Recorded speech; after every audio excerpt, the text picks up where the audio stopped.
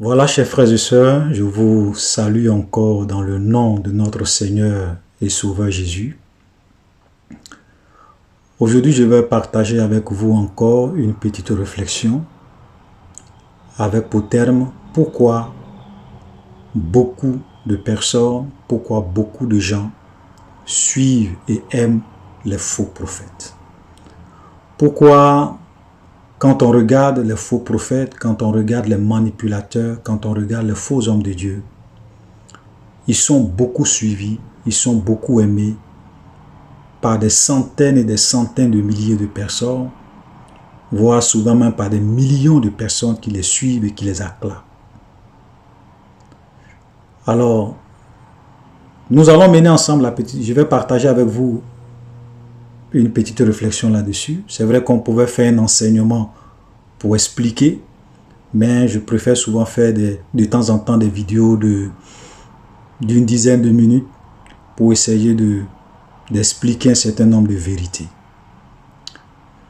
Aujourd'hui, je vais évoquer une raison essentielle qui fait que les gens les aiment, les gens les suivent. Et cette raison-là, c'est parce que ils prêchent des choses, ils disent des choses que les gens ont envie d'entendre. Ils miroitent aux gens les promesses, les désirs du cœur des gens qui les écoutent. Ce sont des hommes de Dieu généralement qui prêchent beaucoup plus sur la prospérité, sur la bénédiction matérielle, sur l'élévation, sur le leadership. Ils prêchent sur le mariage. Ils promettent aux jeunes gens ou bien aux jeunes filles qui sont en quête de mariage, de foyer. Ils leur promettent des mariages. Ils leur disent que Dieu va leur donner un mari, Dieu va leur donner une épouse, Dieu va les élever. Voilà, Dieu va les bénir financièrement. Le Seigneur va se souvenir d'eux. Et avec des slogans, avec souvent des posts.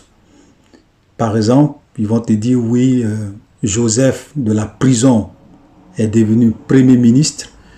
Je me souviens d'un post comme ça que j'avais vu sur Facebook, où le soi-disant homme de Dieu avait fait un post et il avait dit que de la prison, Joseph est devenu Premier ministre. Et je proclame ça sur ta vie. Et vous voyez les gens qui ont commencé à dire Amen, Amen, Amen, Amen.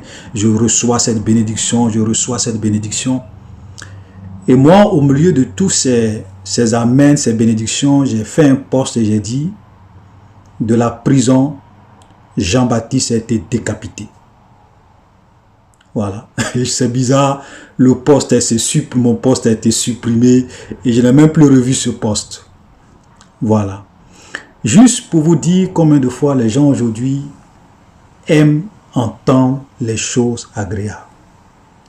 Parce que quand tu dis à quelqu'un que Joseph de la prison est devenu le premier ministre de Pharaon, et c'est ce que je souhaite et je proclame dans votre vie, bien sûr, les gens qui aiment les choses du monde, qui aiment le matériel, qui ne comprennent pas la Bible, vont dire Amen, Amen, Amen, je reçois, Amen, je reçois. Mais pourtant, dans cette même Bible, il y a des grands hommes de Dieu qui ont été tués, qui ont été décapités à cause de leur vérité, à cause de leur message. Et c'était des grands hommes de Dieu.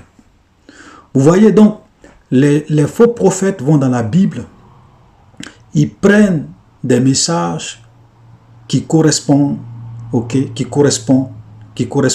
aux aspirations des gens, qui correspondent aux souhaits des gens. Et ils viennent leur donner ces messages. Ils viennent leur prêcher ces messages. Et donc, comme nous sommes dans un monde où souvent, et surtout en Afrique, il y a beaucoup de pauvreté, il y a beaucoup de misère, il y a beaucoup de difficultés, les gens se cherchent. Ce sont des messages qui trouvent un écho favorable. Un écho, ça devient comme de l'espérance, le souhait. Et donc ces prophètes-là sont beaucoup aimés. Les gens les aiment à cause du type de message qu'ils prêchent. Ils prêchent rarement les messages que les gens n'ont pas envie d'entendre. Il prêche rarement des messages que les gens n'ont pas envie d'écouter. Il prêche rarement sur le péché.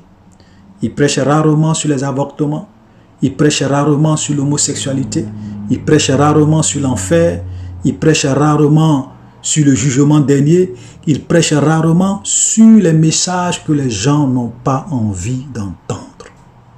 De temps en temps, ils le font pour ne pas qu'on les taxe d'être des gens qui prêchent uniquement sur la prospérité. Donc souvent dans leur message, ou bien certains de leurs messages, ils essayent un peu de faire un peu d'équilibre. Frère, voilà pourquoi les gens les suivent, voilà pourquoi les gens les acclament. Mais quand nous regardons Jésus, Jésus n'était pas impressionné par les foules. Jésus n'était pas impressionné par le fait que les gens l'acclament, les gens l'aiment. Et nous voyons que même quand Jésus a commencé son ministère, il faisait beaucoup de miracles. Il faisait beaucoup de guérisons. Il chassait les démons. Les gens qui souffraient venaient auprès de lui, ils trouvaient solution à leurs problèmes. Donc beaucoup de personnes le suivaient. Mais Jésus souvent prêchait des messages pour le repousser. Jésus prêchait des messages pour repousser les gens. Jésus prêchait sur la croix. Il prêchait sur l'enfer. Il prêchait sur mourir à soi-même. Il prêchait contre l'amour de l'argent, contre la cupidité. Et je vais même vous dire une chose qui va vous surprendre. Jésus a prêché des messages. Jésus a prêché des messages et je vous assure qu'il a perdu pratiquement tous ses disciples. Et ce passage-là se trouve dans Jean. Mais d'abord dans Luc, par exemple, dans Luc chapitre 10, le verset 1, la Bible dit, après cela, le Seigneur désigna encore 70 autres disciples et il les envoya 2 à 2 devant lui dans toutes les villes et dans tous les lieux où lui-même devait aller.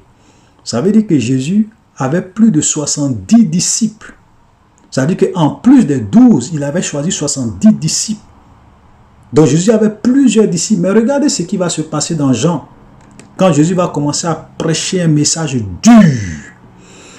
Un message où il disait que si tu ne manges la chair du Fils de l'homme, si tu ne bois le sang du Fils de l'homme, tu ne peux pas être sauvé. Des messages très durs. Et voilà ce que ses disciples vont lui dire quand nous venons dans Jean chapitre 6, le verset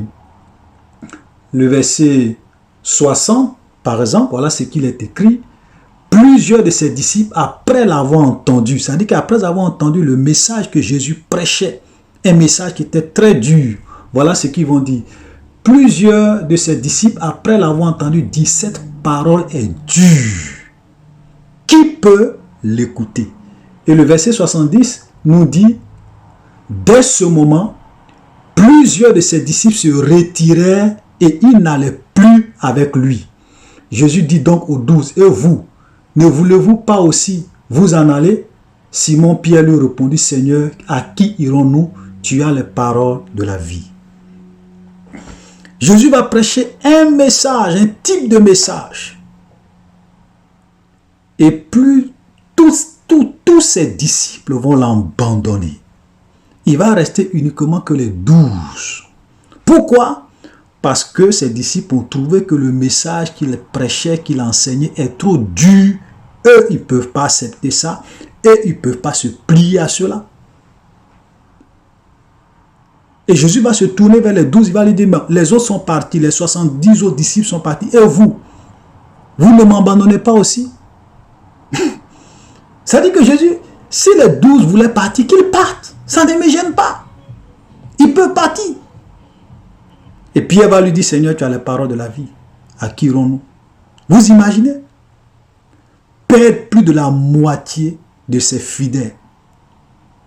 Imaginez un pasteur qui perd plus de 80% de l'effectif de son église à cause d'un message qu'il a prêché.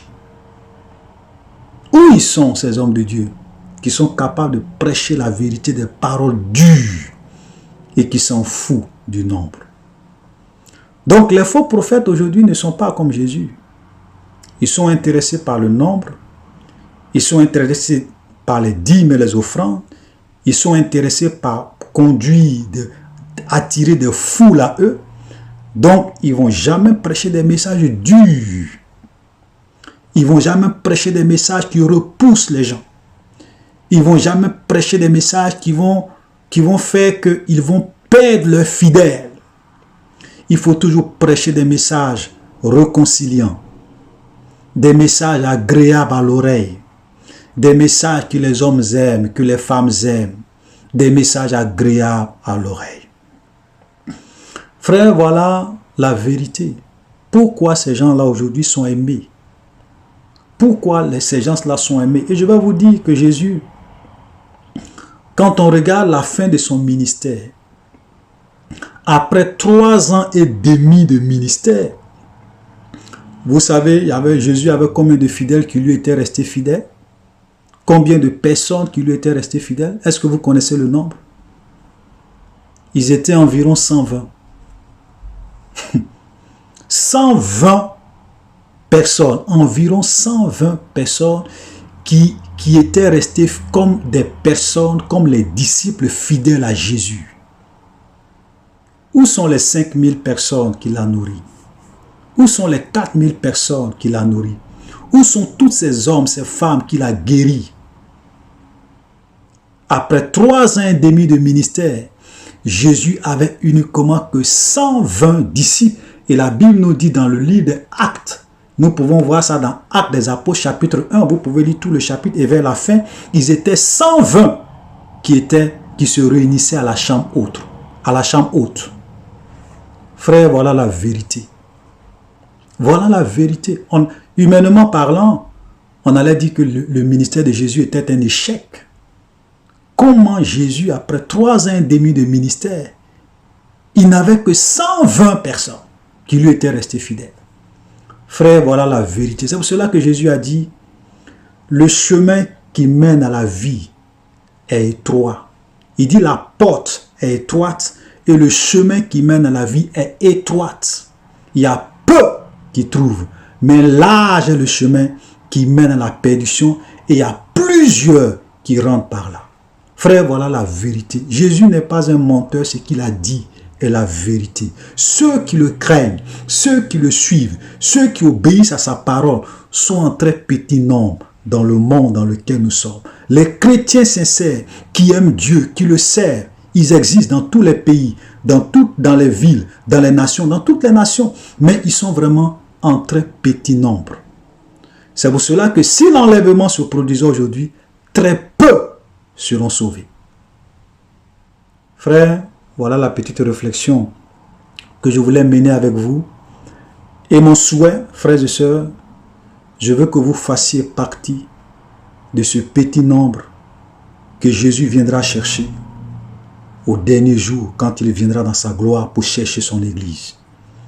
La grande majorité des gens que vous voyez, ils vont à l'église, mais ils ne connaissent pas Dieu. Ils vont à l'église, ils suivent des hommes. Ils vont à l'église, ils sont fanatiques des pasteurs. Ils vont à l'église, ils ne vivent pas une vie de sainteté, une vie de pureté, une vie conforme à la parole de Dieu. Ils sont intéressés par la prospérité, ils sont intéressés par l'argent, ils sont intéressés par les choses de ce monde, ils sont intéressés par la gloire de ce monde, ils sont intéressés par la richesse de ce monde. Et un jour, s'ils ne se repentent pas, s'ils n'ouvrent pas les yeux, ils vont se perdre. Le chemin qui mène à la vie est étroit et il y a peu qui le trouvent. Shalom et à la prochaine.